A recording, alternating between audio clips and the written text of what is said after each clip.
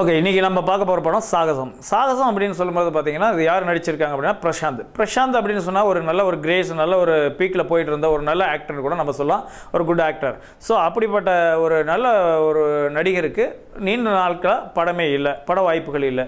ஏன்னா அவருடைய பர்சனல் இஷ்யூஸா அல்லது வேறு பிரச்சனைகளா எல்லாங்கிறது உங்களுக்கே தெரியும், அதை நம்ம சொல்லிட்டு இருக்கின்ற அவசியம் இல்லை.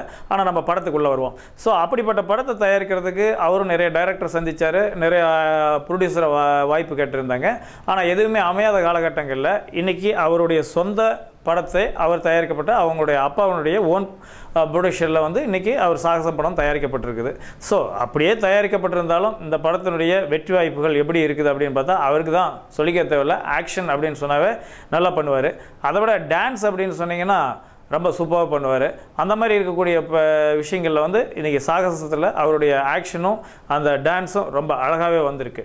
இப்போ திருடா படத்தில் பார்த்தீங்கன்னா பிரசாந்த் வந்து ஒரு கண்டெய்னரில் நிறைய பணங்களை கொண்டு வந்து அதை மறுபடியும் வந்து இது எப்படி ஒழிச்சு வைக்கிறாரு, மறுபடியும் அதை எப்படி போலீஸ்லாம் கண்டுபிடிக்கிறாங்க அப்படிங்கிற மாதிரிலாம் போயிருக்கும், நீங்கள் பார்த்துருப்பீங்க.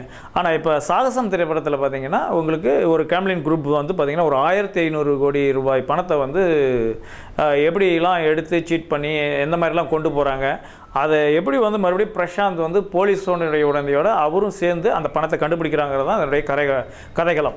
ஸோ இப்படி கதைகளம் போயிட்டே இருக்கும்போது பார்த்திங்கன்னா பிரசாந்தோடைய குடும்பத்தை வந்து டார்கெட் பண்ணுறாங்க வில்லன் குரூப்ஸ்.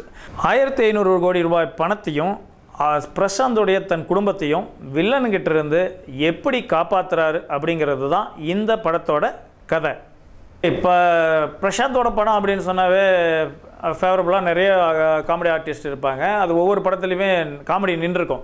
ஸோ இதில் வந்து இந்த சாகசம் படத்தில் வந்து பார்த்திங்கன்னா எம்எஸ் பாஸ்கர், தம்பி ராமையா அப்படின்னு சொல்லிட்டு ரெண்டு பேருமே சிரிப்புக்கு பார்த்திங்கன்னா பஞ்சமில்லைன்னு சொல்லலாம், காமெடி நல்லாவே பண்ணியிருக்காங்க. அவங்களுடைய இடத்த தக்க வச்சு நிரப்பியிருக்கிறாங்க. இது பார்க்குற ஆடியன்ஸினுடைய மனசில் நின்றுருக்கிறாங்க தம்பி ராமையா, எம்எஸ் பாஸ்கர். புதுமுக நடிகை அமந்தாவை பற்றி சொல்லவே தேவையில்லை. நடிப்பு இந்த படத்தில் அதிகமாக கொடுக்கலனாலும் அல்லது அவருக்கு வரலனாலும் ஆனால் டான்ஸில் வந்து பிச்சு உதறி இருக்கிறாங்க. ஆடியன்ஸ் மனசில் ரொம்ப சூப்பராக போயிருக்குது அப்படின்னு சொன்னால் அவருடைய டான்ஸ் தான் சொல்லிக்கலாம். இந்த படத்தில் இசையை கேட்டுக்கவே தேவையில்லை. ஆனால் அந்த தமன் இசை அப்படின்னு சொன்னாவே எல்லாத்துக்குமே பிடிச்ச மாதிரி ஒரு இசையமைப்பாளர். ஸோ அவருடைய இசையில் வந்த பாடல்களும் கேட்கும் பட்சத்தில் நல்லா தான் இருக்குது. இந்த படத்துலையும் கேட்குற மாதிரி தான் இருக்குது.